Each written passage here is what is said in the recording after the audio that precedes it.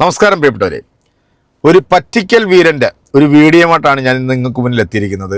ഈ സമൂഹത്തിൽ മാന്യത ചമഞ്ഞ് നടക്കുന്ന ചില വേട്ടാവളിയന്മാരുണ്ട്, നാസ്തിക ഓളികളെന്ന് പറയുന്ന ചില വൃത്തികെട്ട ആളുകൾ. അതിൽ വളരെ പ്രധാനപ്പെട്ട 2-3 മറ്റേ ഹാർപ്പിക്ക്, അതുപോലെ തന്നെ ലിയാഖത്ത് അലി, പിന്നെ ജാമി, അങ്ങനെ കുറേ എണ്ണമുണ്ട്. ഈ സംഘപരിവാറിൻ്റെ സ്പോൺസേഡാണ് ഇവരെല്ലാം. സംഘപരിവാർ എന്താണോ പറയുന്നത് അത് ഈ ചാനലിനകത്ത് വന്നിരുന്നുകൊണ്ട് ഛർദ്ദിക്കുന്ന ഒരു സ്വഭാവമാണ് ഈ വൃത്തികെട്ട ഊളകൾ ചെയ്തുകൊണ്ടിരിക്കുന്നത്. അപ്പോൾ ഈ അരീക്കോടുള്ള ഒരു അബ്ദുൽ അസീസ് മൗലവി എന്ന് പറഞ്ഞൊരു മനുഷ്യൻ എന്നെ 2 ദിവസം കൊണ്ട് പുള്ളി വിളിക്കുന്നുണ്ട്. 2025 മലപ്പുറത്ത് വെച്ചിട്ട് ഒരു സംവാദം സംഘടിപ്പിക്കാൻ വേണ്ടി ഈ അബ്ദുൽ അസീസ് എന്ന് പറഞ്ഞ ഈ ഉസ്താദും ഈ ലിയാഖത്ത് അലിയും തമ്മിൽ ഒരു കരാറുണ്ടായിരുന്നു. അപ്പം ആ പരിപാടിക്ക് പങ്കെടുക്കണമെന്നുണ്ടെങ്കിൽ അവൻ കുറച്ച് നിബന്ധനകൾ വെച്ചായിരുന്നു. ഒന്ന്, അവൻ്റെ പ്രൊട്ടക്ഷൻ, അവൻ്റെ സംരക്ഷണം നോക്കണം. അതായത് പോലീസിൽ അറിയിക്കുക, അത്ര സേഫ്റ്റി ആയിട്ടുള്ളൊരു സ്ഥലത്തെ ഇവൻ സംവാദത്തിന് വരത്തുള്ളൂ, ഇതൊക്കെ ചെയ്യണം. അപ്പോൾ അതിനുവേണ്ടി ഈ ഉസ്താദ് ഈ പോലീസുകാരെ സമീപിച്ചപ്പോഴത്തേക്ക് ഈ പരിപാടി വെക്കാൻ നിശ്ചയിച്ച സ്ഥലത്ത് ഇത് നടത്താൻ പാടില്ല എന്ന് പോലീസിൻ്റെ ഒരു നിർദ്ദേശം ഉണ്ടായി. ഇനി അഥവാ അത് ലംഘിച്ച് നടത്തുകയാണെങ്കിൽ ഈ അബ്ദുൽ അസീസിനെതിരെ കേസ് എടുക്കുമെന്നുള്ള ഒരു ഓഡിയോ ക്ലിപ്പും ഞാനത് നിങ്ങളെ ഒന്ന് കേൾപ്പിക്കാം. അപ്പം ഈ 23-ാം തീയതി ഈ ഒരു പരിപാടി ശരിക്കും പറഞ്ഞാൽ നടന്നില്ല. അപ്പോൾ ഈ 5 ലക്ഷം രൂപയുടെ DD എടുത്ത് ഇവൻ പറഞ്ഞ സ്ഥലത്ത് കൊണ്ടുപോയിട്ട് ഇവനിക്ക് കൊടുത്തിട്ടുണ്ട് ഇത്. അപ്പോൾ ഇത് ഇവൻ മേടിച്ച് കൈ വെച്ചിരിക്കുകയാണ്. ഇത്രയും നാളായി, ഇപ്പോൾ 2026 വന്നിട്ട് പോലും ഈ ഒരു സംവാദം നടത്താൻ ഇവൻ തയ്യാറായിട്ടില്ല. കാരണം ഇവൻ ഈ സംവാദത്തിന് വരുത്തുമില്ല, ഈ പൈസ ഇവൻ അങ്ങോട്ട് കൊടുത്തിട്ടില്ല. അപ്പം സമൂഹത്തിൽ വലിയ മാന്യതയൊക്കെ ചമഞ്ഞ് നടക്കുന്നുണ്ടല്ലോ ഈ വേട്ടാവളിയന്മാർ. കാരണം ഇസ്ലാം മൊത്തത്തിൽ തെറ്റാണ് പറയുന്നത്. അപ്പം അതിനെ ഒന്ന് പൊളിച്ചെടുക്കാൻ വേണ്ടിയാണ്. ഇനിയിപ്പോൾ അത് ഇസ്ലാം പറയുന്ന തെറ്റായിക്കോട്ടെ, അപ്പം ഇവൻ ഈ സംവാദം നടത്തി അത് പൊളിക്കണം. അത് പൊളിച്ചാലേ ഇവൻ ഈ സമ്മാനത്തുകയായിട്ടാണ് കേട്ടോ ഈ 5 ലക്ഷം രൂപ കൊടുക്കുന്നത്. കാരണം ഇവൻ വന്ന് ഈ സംവാദം പൊളിച്ചടുക്കി കഴിഞ്ഞാൽ ഇവന് ഈ 5 ലക്ഷം രൂപ കൊണ്ടുപോകാം. ഇനി അഥവാ പിന്നെ ഇത് നടത്തിയില്ല, ഇവൻ പൊളിഞ്ഞു പോയെങ്കിലും ഒരു പക്ഷേ ചിലപ്പോൾ ഈ ഉസ്താദ് ഈ 5 ലക്ഷം രൂപ എനിക്ക് കൊടുത്തത്. കാരണം പന്നിക്കണ്ടം തിന്ന് ചീർത്ത് നിൽക്കുന്ന ഈ വൃത്തികെട്ട ഓളികൾക്ക് ഇതല്ല, ഇതിൻ്റെ അപ്പുറവും കാണിക്കും. ഇവൻ്റെ പല വീഡിയോയിൽ ഇവൻ വെല്ലുവിളിക്കാറുണ്ട്. എനിക്കൊന്ന് ഈ അബ്ദുൽ അസീസിനെ തന്നെ ഇപ്പം വെല്ലുവിളിച്ചിട്ടുണ്ട്. നിങ്ങളൊരു ഒറ്റ തന്തയ്ക്ക് ജനിച്ചതാണെന്നുണ്ടെങ്കിൽ നിങ്ങൾ ആ DD എൻ്റെ കയ്യിൽ ഏൽപ്പിക്കുന്നു എന്നൊക്കെ പറയുന്ന ഒരു വോയിസ് ഞാൻ ഇതിനു മുമ്പ് ചെയ്തിട്ടുണ്ട്. അപ്പം ഞാനും അത് അങ്ങോട്ട് തന്നെ പറയാണ്, നീ നല്ല തന്തയ്ക്കും തള്ളയ്ക്കുമാണ് ജനിച്ചത്, ഒറ്റ തന്തയ്ക്കാണ് ജനിച്ചതെങ്കിൽ നീ സംവാദം നടത്താൻ തയ്യാറാകണം. അതല്ല എന്നുണ്ടെങ്കിൽ ആ പാവം മനുഷ്യൻ്റെ 5 ലക്ഷം രൂപ നീ അയാൾക്ക് തിരിച്ചു കൊടുക്കണം. അതല്ല എന്നുണ്ടെങ്കിൽ നീ കാണിക്കുന്ന തെണ്ടിത്തരമാണ്. നിന്നെ ഞങ്ങൾ പറഞ്ഞ ആ ഭാഷയിൽ നിന്നെ പിന്നെ ഉൾക്കൊടുത്താൻ പറ്റത്തുള്ളൂ.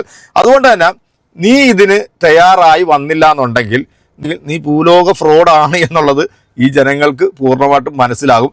എന്താണേലും നമുക്ക് ഈ അരീക്കോട് ഈ ഒരു സംഭവം നടക്കുന്നതുമായി ബന്ധപ്പെട്ട് ആദ്യം ഈ അസീസ് ഉസ്താദിനെ അവിടുത്തെ ഒരു പോലീസ് വിളിക്കുന്ന ഒരു ചെറിയൊരു വോയിസ് ക്ലിപ്പ് ഒന്ന് കേട്ടതിന് ശേഷം ഈ ഉസ്താദ് ഈ DD ഇവനിക്ക് കൊടുത്തതും ഇവൻ ഈ സംവാദം ഇനി നടത്തണോ എന്നൊക്കെ ചോദിക്കുന്നതായിട്ടുള്ളൊരു ഓഡിയോ ക്ലിപ്പ് ഉണ്ട്. അതും ഒരു പഴയ ഒരു വീഡിയോ വന്നിട്ടുണ്ട്. ഇത് രണ്ടും എൻ്റെ പ്രിയപ്പെട്ട പ്രേക്ഷകർ നിങ്ങളിത് കേൾക്കണം. കേട്ടിട്ട് നിങ്ങളിത് ശക്തമായിട്ട് പ്രതികരിക്കണം. കാരണം ഇവനെ പോലെ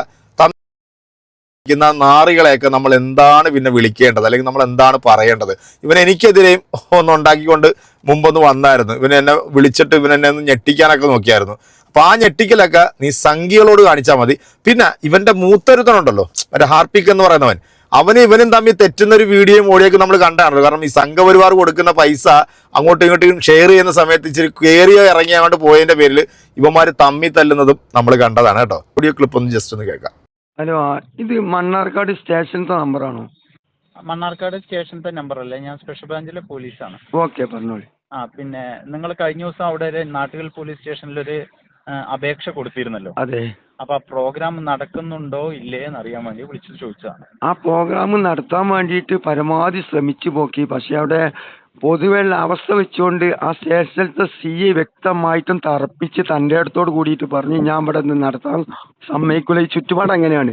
അതുകൊണ്ട് ഇനി നിങ്ങളെങ്ങാനും നടത്തി കഴിഞ്ഞാൽ നമ്മളെ മുകളിൽ പോലും ആക്ഷൻ എടുക്കുന്ന രീതിയിൽ കർക്കശമായിട്ടുള്ളൊരു തീരുമാനം മൂപ്പെടുത്ത് അതിൻ്റെ ഇതിന് ശേഷമാണ് ഇവനെന്ന ഈ പരിപാടി എറണാകുളത്ത് വെച്ച് നടത്താം എന്നൊക്കെ വലിയ വീരവാദം മുഴക്കിയത്. അതായത് ഇങ്ങനെ ഒരു പരിപാടി നടത്താൻ വലിയ ആന കാര്യമൊന്നുമല്ല, അത് സിമ്പിളായിട്ട് നടത്താമെന്നൊക്കെയാണ് ഇവൻ പറഞ്ഞത്.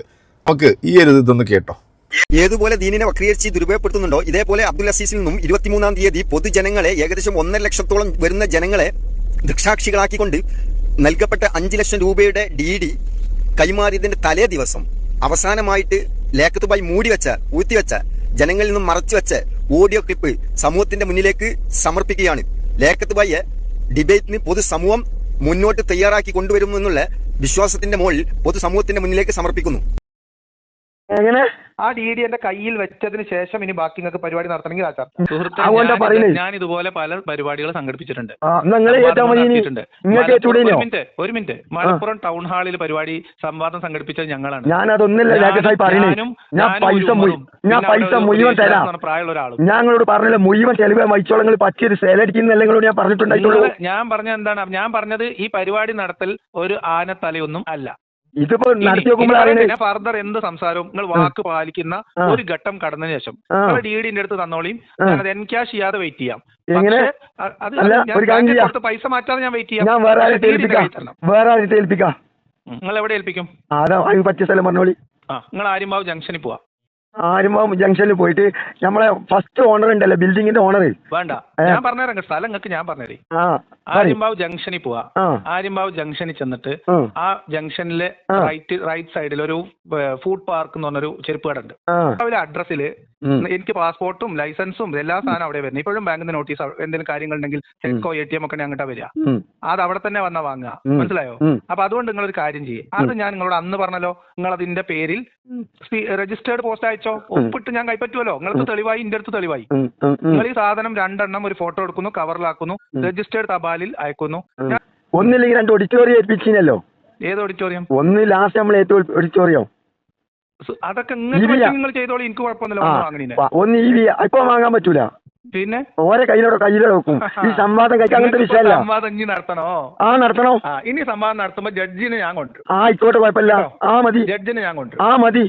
സ്ഥലം ഫിക്സ് ചെയ്യണം. അത് എന്ത് ചെയ്യണമെങ്കിലും DDന്റെ കയ്യിലെത്തണം. നിങ്ങളുള്ളൂ. ബാക്കി നിങ്ങൾ സമയം പിന്നെ സ്ഥലങ്ങൾ ഓൾറെഡി മീൻസ് തീയതി നമ്മൾ കണ്ടു. മലപ്പുറം എന്ന് ഞാൻ പറഞ്ഞു. അപ്പോ അത് പബ്ലിക്കിന് ആക്സസിബിൾ ആയിട്ടുള്ള ഒരു സ്ഥലം. പിന്നെ സുരക്ഷയ്ക്ക് വേണ്ട കാര്യങ്ങൾ ഒരുക്കണം. ഈ വൈകാരിക ജീവികൾ ഇളകി വരരുത്. അത് അത് നിങ്ങൾ കവർ ചെയ്യാം. അല്ല, അത് നമ്മൾക്ക് അറിയാൻ കഴിയില്ല. അത് അല്ല, പരിപാടി സംഘടിപ്പിക്കുന്ന ആളുകളാണ്. അല്ല, സംഘടിപ്പിക്കുന്ന ആളുകൾ അത് പോലീസിനെ അറിയിച്ച് ഇങ്ങനെ പരിപാടി നടക്കാൻ പോകണമെന്ന് അറിയിക്കണം എന്ന് പറയാം. അതെന്താ വേണ്ടി വെച്ചാൽ ലീഗലായിട്ട് ചെയ്യേണ്ട കാര്യങ്ങൾ നിങ്ങൾ ചെയ്യാം. നമ്മളവിടെ വരുന്നത് നിങ്ങൾ അതിഥിയായിട്ടാണ്. വേണ്ട, നമ്മൾ അങ്ങോട്ട് വന്നോളാം. നിങ്ങൾ റിസ്ക് എടുക്കണ്ട. അങ്ങനെ നിങ്ങൾ എറണാകുളത്തേക്ക് വരേണ്ടി വരും. എറണാകുളത്തേക്കാണ്. എറണാകുളത്തേക്ക് ഇനി പള്ളി ഇവിടെ നിങ്ങളുടെ നാട്ടിൽ കൊന്നൂടെ? എവിടെ? എന്റെ നാട്ടിൽ എന്താ സംവിധാനം? അവിടെ ആളുകൾക്ക് വരാൻ ഉള്ള ബുദ്ധിമുട്ടുണ്ടാവും. ഒന്ന് മലപ്പുറം തിരൂരൊക്കെ ആണെങ്കിൽ എനിക്ക് ഇവിടുന്ന് ട്രെയിൻ കയറിയാൽ മതി. കോഴിക്കോടാണെങ്കിൽ കുഴപ്പമില്ല. ഞാൻ ഇപ്പൊ ആ വിഷയത്തിൽ എനിക്ക് വലിയ പ്രത്യേകിച്ച് ബുദ്ധിമുട്ട് തോന്നില്ല. കാരണം 2 മണിക്കൂർ 3 മണിക്കൂർ വണ്ടി ഓടിച്ചാൽ മതി. അല്ലെങ്കിൽ ട്രെയിനിൽ വരുന്നതിലൊക്കെ അതെ, ആ രീതി തന്നെ ചെയ്തോട്ടെ. ആ രീതി തന്നെ ചെയ്തോളൂ. എനിക്ക് കുഴപ്പമില്ല. എനിക്ക് എറണാകുളം എന്നുള്ള എനിക്ക് അഭിപ്രായം എനിക്ക് തോന്നുന്നില്ല.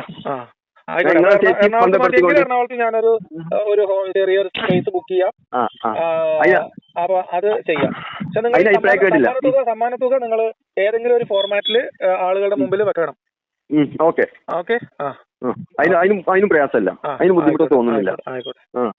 വിശ്വാസിയും അവിശ്വാസി നാസ്തികരും തമ്മിലുള്ള ഒരു സംവാദത്തിന് 5 ലക്ഷം രൂപ പാരിതോഷികം സമ്മാനമായിട്ട് ഈ അബ്ദുൽ അസീസ് കൊടുക്കാന്ന് പറഞ്ഞ ഒരു ഓഡിയോ ക്ലിപ്പാണ് നിങ്ങൾ ആദ്യം കേട്ടത്.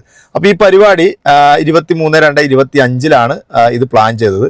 അന്ന് പോലീസ് അനുമതി നിഷേധിച്ചു. അതിനുശേഷം വന്നിട്ടുള്ള ഒരു ഓഡിയോ ആണ് നിങ്ങൾ ഇപ്പോൾ കേട്ടത്. അതായത് നിങ്ങൾ തീയതിയെല്ലാം കുറിച്ച് നമ്മൾ സ്ഥലമൊക്കെ ഏകദേശം ഫിക്സ് ചെയ്തു. ഇനിയിപ്പോൾ ആ പൈസ എൻ്റെ കയ്യിലോട്ട് കിട്ടിക്കഴിഞ്ഞാൽ നമുക്ക് പരിപാടി നടത്താം എന്നാണ്. അതിൻ്റെ അടിസ്ഥാനത്തിലാണ് ഇവൻ പറഞ്ഞ സ്ഥലത്ത് ഈ 5 ലക്ഷം രൂപയുടെ DD എടുത്തുകൊണ്ട് പോയിട്ട് ഈ അബ്ദുൽ അസീസ് എന്ന് പറയുന്ന ഈ ഒരു ഉസ്താദ് കൊടുക്കുന്നത്. അപ്പം അതിനുശേഷം ഇപ്പം ഏകദേശം ഒരു 8-9 മാസത്തോളം ആയല്ലേ ഇതിനെക്കുറിച്ചിട്ടൊരു അറിവുമില്ല. ഈ പൈസ ഈ ഫ്രോഡ് പുട്ടടിച്ചെന്നാണ് തോന്നുന്നത്. അല്ലാന്നുണ്ടെങ്കിൽ ഇവൻ എന്ത് ചെയ്യണം? ഇവൻ ആണാണെങ്കിൽ, ഇവൻ നട്ടലുള്ളവനാണെന്നുണ്ടെങ്കിൽ, ഇവൻ പറയുന്ന ഭാഷയിൽ പറയുകയാണെങ്കിൽ നല്ല തന്തയ്ക്കും തള്ളയ്ക്കും ജനിച്ച, അല്ലെങ്കിൽ ഒറ്റ തന്തയ്ക്ക് ജനിച്ചതാണെന്നുണ്ടെങ്കിൽ ഇവൻ ഈ പരിപാടി നടത്തി കാണിക്കണം. ഈ ഹദീസിലും ഖുർആനിലുള്ളതൊക്കെ പൊട്ട തെറ്റാണ്, അല്ലെങ്കിൽ ഇവൻ തെളിയിക്കണം. കാരണം അയാൾ അബ്ദുൽ അസീസ് പറയുന്നുണ്ട്, നിങ്ങൾ പറയുന്ന സ്ഥലത്ത് ഞാൻ വരാം, ഞാൻ നിങ്ങളത്താണെങ്കിൽ എറണാകുളത്ത്, അതല്ല ഇനി ഇവന്റെ സ്ഥലത്താണെങ്കിൽ ഇവന്റെ സ്ഥലത്ത്, എവിടെ വേണേലും വരാം. സത്യത്തിലുണ്ടല്ലോ ഇവനും ഇവന്റെ കുടുംബം അടക്കം ഒന്നാന്തരം ഫ്രോഡാണ്. കാരണം ഇവന്റെ ബന്ധുമിത്രാദികളെല്ലാം ഈ ഒരു കാറ്റഗറിയിൽ പെട്ടത് തന്നെയാണെന്നാണ് നമ്മുടെ ഷെഫീന ബീവി പറഞ്ഞാട്ടെ. എനിക്ക് നേരിട്ട് എന്തായാലും അറിയത്തൊന്നുമില്ല. എന്താണെങ്കിലും ഫ്രോഡ് തരം കാണിക്കുന്ന, ഇങ്ങനെ പന്നിയിറച്ചി തിന്ന് നടക്കുന്ന ഈ വൃത്തികെട്ടവൻ, ഈ നട്ടല്ലുണ്ടെങ്കിൽ നീ ആ ഒരു സംവാദം നടത്തടാ. നിന്നെ വെല്ലുവിളിക്കുകയാണ്. നീ ആൺകുട്ടിയാണെന്നുണ്ടെങ്കിൽ നീ ആ സംവാദം നടത്ത്, നീ ആ 5 ലക്ഷം രൂപ പാരിതോഷികം സമ്മാനമായിട്ട് നീ എടുത്തോ. അല്ലാന്നുണ്ടെങ്കിൽ ആ മനുഷ്യന്റെ പൈസ നീ തിരിച്ചു കൊടുക്ക്. നാണം വേണം, ഉളുപ്പ് കൊണ്ടാടാ നിനക്കൊക്കെ.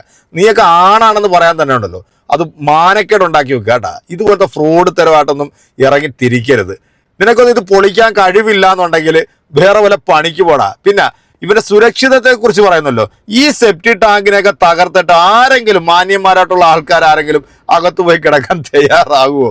കാരണം ഇവനിക്കൊക്കെ ഈ സംവാദം നടത്തുന്ന സമയത്ത് ഇവർ പറയുന്ന കാര്യങ്ങൾക്ക് എഗൻസ്റ്റ് ആയിട്ട് ഇവർ ഓരോരുത്തർ ബുദ്ധിയും വിവരമുള്ള ആൾക്കാർ പറയുമ്പോഴത്തേക്ക് ഇവനൊക്കെ ഊത്തലും കുരുവട്ടലൊക്കെ ഉണ്ടാവും. പിമാരുടെ കാറ്റഗറിയിൽപ്പെട്ടിട്ടുള്ള കുറെ ആൾക്കാരെ കൊണ്ടുവന്നിരുത്തും. എന്തിനാ ഒച്ചയും ബഹളം വെച്ചിട്ട് ഈ പരിപാടി അങ്ങ് കുളവാക്കാൻ വേണ്ടി. ഇതൊക്കെ എത്ര നമ്മൾ കേരളത്തിൽ കണ്ട്. ആ പരിപാടി നടത്തി നീ കാണിച്ചിട്ട് നീ ഇനി വന്നിരുന്നോണ്ട് സമൂഹ മാധ്യമങ്ങൾ സോഷ്യൽ മീഡിയയിൽ ഇരുന്നോണ്ട് നീ കിടന്നോണ്ട് കൊരക്കി കേട്ടാ. അല്ലാതെ വന്നിരുന്നോണ്ട് ഗീർവാണം മുഴക്കരുത്. അപ്പം എൻ്റെ പ്രിയപ്പെട്ട പ്രേക്ഷകരെ, നിങ്ങളെല്ലാവരും ഇതിനെ ശക്തമായ രീതിയിൽ പ്രതിഷേധിക്കണം. ആണും പെണ്ണും കെട്ട ഒരു വൃത്തികെട്ടവന്റെ കൈയിൽ കൊണ്ടുപോയിട്ട് ഈ പാവം മനുഷ്യൻ 5 ലക്ഷം രൂപ കൊടുത്തു പോയി കേട്ടാ. അദ്ദേഹം പെട്ടുപോയി, കുടുങ്ങിപ്പോയി. ആണാണെങ്കിൽ നീ നടത്തി കാണിക്കും. ഓക്കെ, വെല്ലുവിളിയാണ് കേട്ടോ.